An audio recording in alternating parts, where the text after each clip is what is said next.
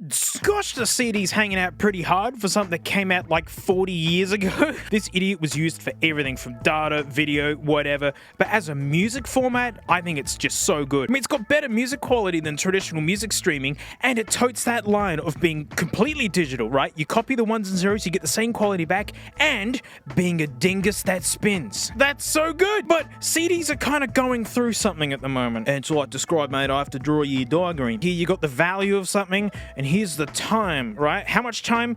I don't know, it's different. So when something's brand new, mate, she's worth like a bit of money. It's like, woo, it's a brand new thing. Then it's just a usual secondhand thing. That's fine. And then it turns into this like a traditionally old thing. And so, okay, right? And then it gets down to a point where it's like this, where it's basically, you know, land waste being thrown away. It's like an oddity, and then it turns into like a collectible, and then historical treasure, and then like, you know, priceless, museum grade something. CDs are right here. How do I know this? Well, I go to Cashies quite a bit. I'm like, mate, where are your discs at? And there are some places that don't have any discs. DVDs, CDs, nah. Because when they take them, they can't get rid of them. No one wants them. They're right here. Same thing happened with iPods when I first started this channel. It was like when everyone was going all in on music streaming, they didn't need a dedicated player anymore, and all those iPods got dumped at once. And I could see the migration was happening. That's what I call it. Like when bits of technology, you know, when the PS4 comes out, the PS3 start migrating, right? The great CD migration is happening right now. And honestly, over this year, I've just been buying bulk lots of CDs, just any of them, and I wound up with an entire Bruce load. A whole Bruce full of CDs. And getting them into a big pile, oh my goodness. Oh gosh, I've got my work cut out. Why am I doing this? Well, I mean, number one, this is a whole bunch of plastic that's off to be landfill and just to be plastic waste forever. But then also, it's like there's nothing wrong with the content that's on there.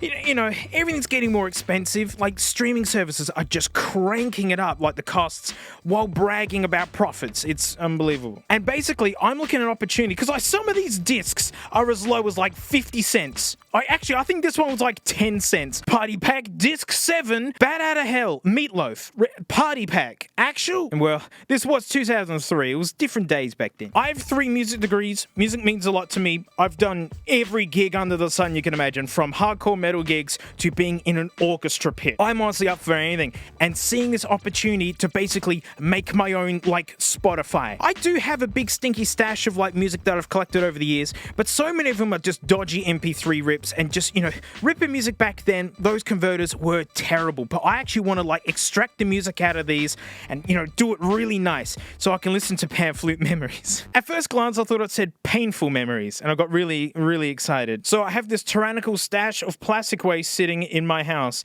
and so I had to just get them into kind of groups, like loose groups. Something I'm really excited about by buying all these big bulk lots of CDs, and they're from like estate sales, liquidators, friggin' anything. I get to find out, what have Australians been listening to for like 25 years? What is there the most of? I divvied it up like this. This big chunk here are albums, like not a compilation, like an actual start to finish album. The next biggest chunks were just compilation discs, you know, like the best of Nickelback, the best of Madonna, and then this other pile which is just like best of the 70s, or like best songs to feature a guitar. Just any excuse to pile music together and to send it. I'm music hunting now. I'm looking for stuff that no one knows about, and then finding stuff like this. Meaty beaty big and bouncy. I mean, it's got Prodigy on it, so you know it's gonna be good. I did try and find a whole bunch of jazz stuff, because that's actually what I studied, of all things. It's all pretty safe, like a lot of Bublé, a lot of Sinatra, you know, yeah, it's all pretty safe. Looks like I'm gonna have to go hunting for the Miles Davis and Herbie Hancock stuff. Big, stinky stash of classical stuff, which I like. What I was really hoping for, I mean, because some of these lots were like $10 and you just get this huge pile of CDs, is that you find stuff that's like actually valuable, because that's like the thing. A lot of this music, like to buy it, check this out. Outcast Speaker Box, Love Below. This is amazing. The track Roses, what a banger.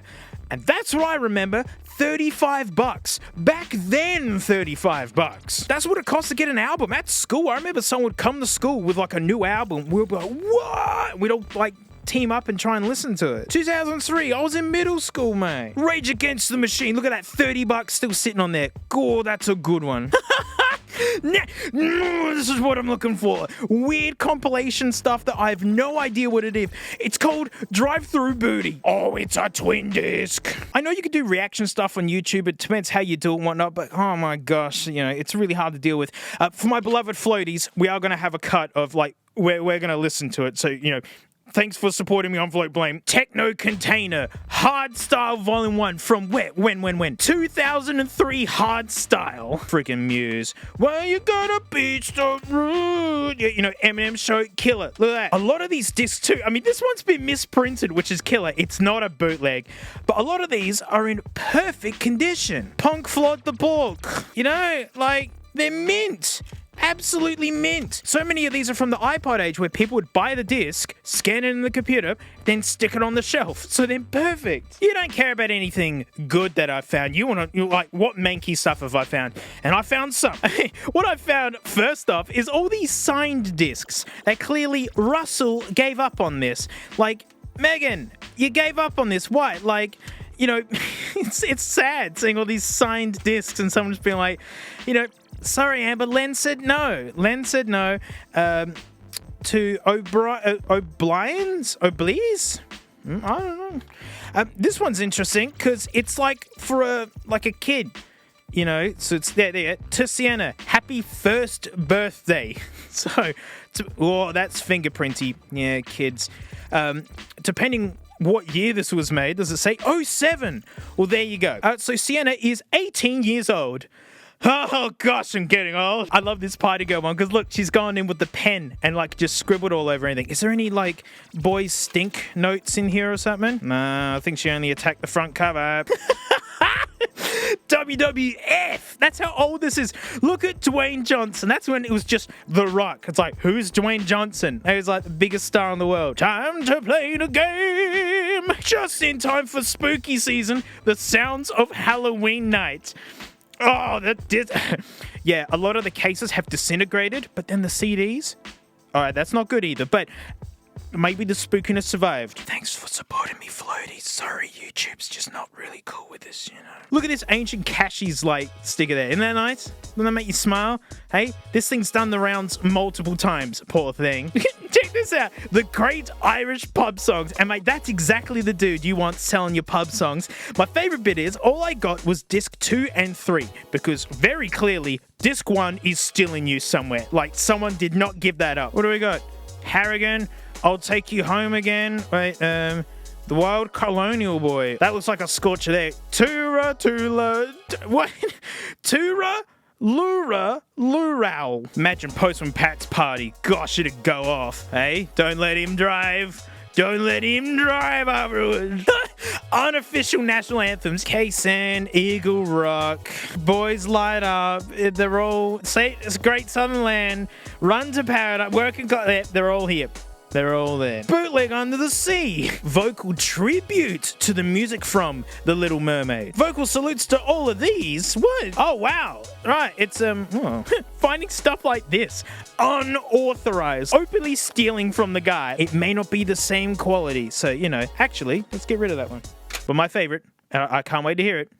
The Mystical Coal of the Loon. By Nature's Magic. Why would they lie? Look at that. No track listings. It's just the Coal of the Loon. 93! So yeah, I've got a big plan for these CDs. It's going to take me forever to scan them all in. And here's a batch that I have scanned in. There you go. That's what about 4,000 songs looks like. All right? That's how many are there.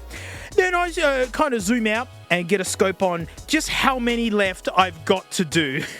But I mean, I've already scanned in the ones that I was like the most excited to listen to. And from now on, just, I don't know, every couple of days I'll take a handful, rip them, and then put them away. Mate, I'm sitting in my beloved Leaf, and one of the best things ever is just being able to put a CarPlay head unit in, bing bong, and you're done. And yet my Dingus SE, which I'm using, like, they have so much storage that, you know, I'm using iTunes or Apple Music to put, you know, all these CD rips on, and so they're all in here. It basically turns my car into a big iPod now. Look, and my favorite thing to do is to go songs, shuffle, Artie Shaw, Gloomy Sunday, cool. You know, I can just I just find music that are like, shh, copyright, stop it. This is killer. It's one of the great things about EVs is how quiet they are. It make like your music sounds better. I love noisy cars, but you know, quiet can be good too. And you know, before people say that, well, I'm circumventing, you know, paying artists, I'm taking something that's already been on the planet, you know, no new money's handing over to artists.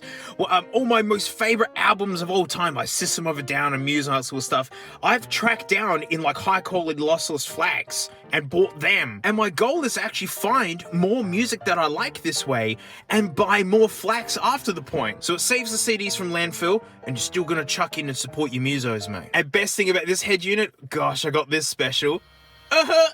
It's a CD player. Only it plays DVDs. Look, it's got Now this is pod racing. I can't wait to eventually have them all digitally copied where I can have them all on my iPods and all my whatnot. And also, hey, see how much fun it is playing with like old tech like this.